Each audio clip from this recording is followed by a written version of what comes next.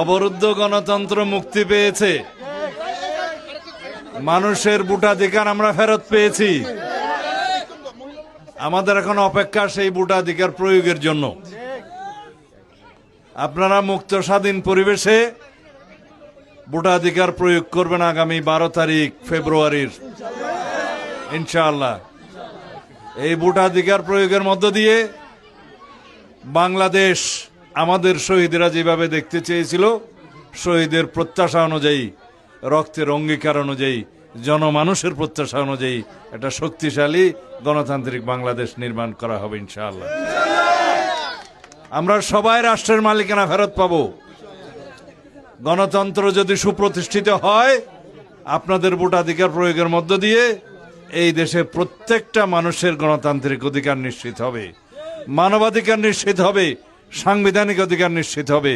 আপনাদের সবার জন্য এমন একটা আমাদের ব্যবস্থা করতে হবে যাতে এই দেশের কোনো মা বোন আর দরিদ্র সীমার নিচে না থাকে, এই দেশের কোনো জনগণ যাতে দরিদ্র সীমার নিচে না থাকে, সেই লক্ষ্যেই আমরা বিএনপি সেই অর্থনৈতিক কর্মসূচি সাজিয়েছি। আপনাদের জন্য, মা বোনদের জন্য আমরা একটা ফ্যামিলি কার্ডের প্রতিশ্রুতি দিয়েছি।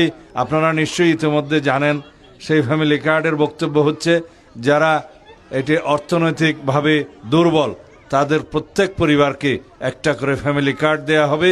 যে ফ্যামিলি কার্ডের মালিক হবে সেই পরিবারের প্রধান যে মহিলা তিনি, তাহলে তার ক্ষমতায়ন হবে, তার মর্যাদা বৃদ্ধি পাবে, সামাজিক নিরাপত্তা বৃদ্ধি পাবে এবং সেই হিসাবে সে সম্মানিত হবে, পরিবারের মধ্যে তার সুরক্ষা হবে।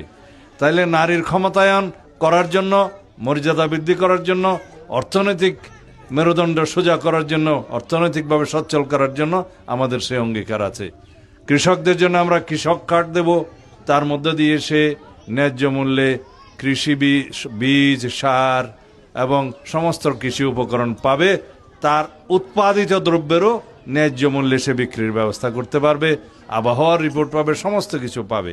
এই কৃষকের মধ্যে মৎস্যজীবী এবং পশুপালন যারা করে তারা সবাই অন্তর্ভুক্ত থাকবে। এর বাইরে আমরা আরও অনেক পরিকল্পনা নিয়েছি। শিক্ষার মধ্যে আমরা যাতে দক্ষ হাত তৈরি করতে পারি সেরকম শিক্ষা ব্যবস্থা, এবং স্বাস্থ্য কার্ড একটা আমরা দেব, যে স্বাস্থ্য কার্ডের যার হাতে থাকবে সে বিনামূল্যে সরকারি সমস্ত হাসপাতালে চিকিৎসা পাবে এবং বেসরকারি হাসপাতালেও উন্নত মানের চিকিৎসার ব্যবস্থা আমরা করব ইনশাআল্লাহ। এইভাবে আমরা সমস্ত পরিকল্পনা সাজিয়েছি এবং জনগণের কাছে সেটা আমরা বিলি করছি আমাদের সেই পরিকল্পনা। আপনারা নিশ্চয়ই ইতিমধ্যে পেয়েছেন। আমরা বিএনপি প্রতিশ্রুতি দেই, প্রতিশ্রুতি পালন করি। এদেশের মানুষ বিএনপিকে বারে বারেই ভোট দিয়েছে, এই দেশের মানুষ বিএনপিকে দেখেছে, এদেশের মানুষ শহীদ রাষ্ট্রপতি জিয়াউর রহমানকে দেখেছে, এই দেশের মানুষ দেশনেত্রী বেগম খালেদা জিয়াকে দেখেছে এবং ভবিষ্যতে ইনশাআল্লাহ আপনারা আমাদের নেতা জনাব তারেক রহমানকে দেখবেন। তার পরিকল্পনা আছে, তিনি বলেছেন আমার একটি পরিকল্পনা আছে দেশের জন্য, দেশের মানুষের জন্য। আমরা বলছি আমাদের একটা পরিকল্পনা আছে এই দেশের জন্য, এই দেশের মানুষের জন্য।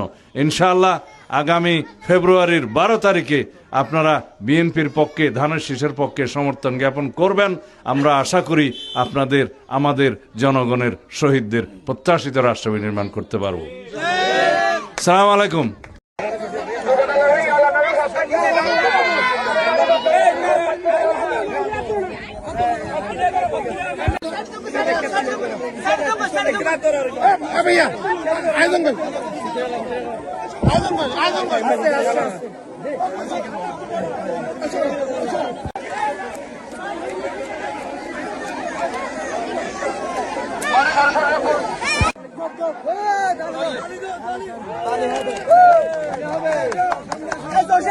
সামনে